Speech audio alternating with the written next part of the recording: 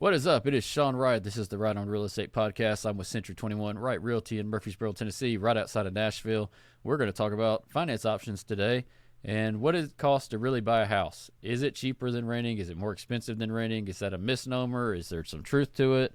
Or what does it really cost? So let's just talk about the area that I live in, Murfreesboro, Tennessee. So let's say the Nashville MSA, the Nashville area. The going rate for rent at $2,000, $2,200 a month.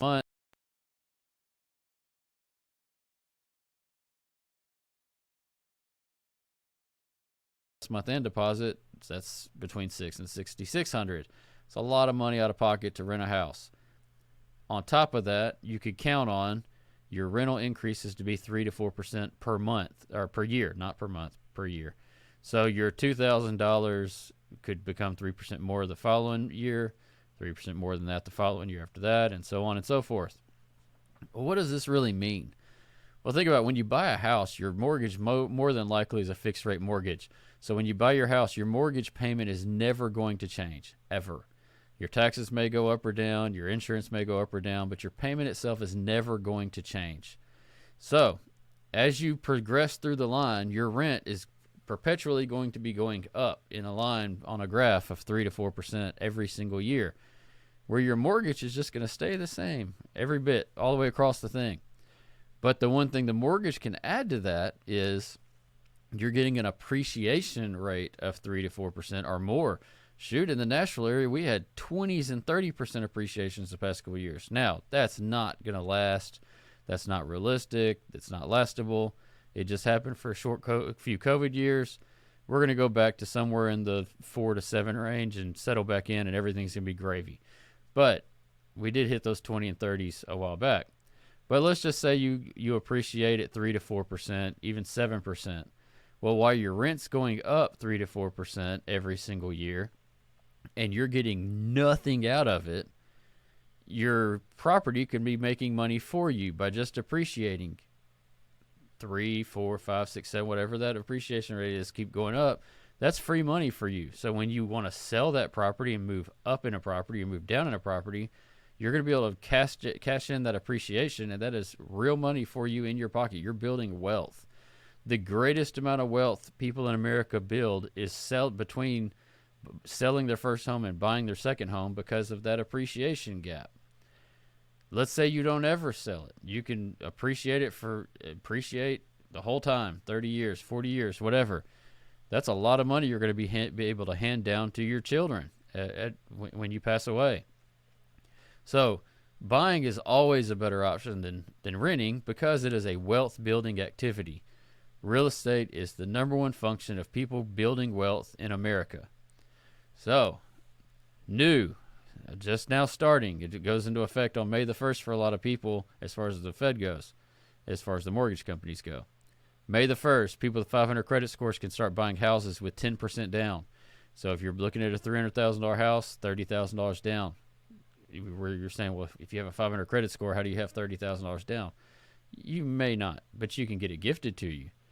Also, if you are used to getting a large tax return in the wintertime, now it's tax time, people are filling out their tax returns. If you're used to getting a very large tax return, let your money work for you that you just got back in tax refund. Put it toward your down payment. Get with a lender that you and your realtor get together. Find one that you guys both can trust. Get with a lender that can make your money work for you. That money just goes in there and builds you equity.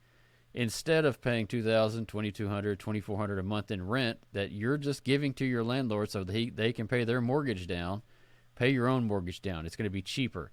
Now, here's one thing that I often hear. Well, I don't rent. When I rent, the landlord takes care of all my maintenance. I don't have to worry about any of that. Well, you can get a home warranty to help you pay for stuff like that with $100 trade fee. They come out, they fix the issues that you have, and they take care of them for you. You're still not fixing them.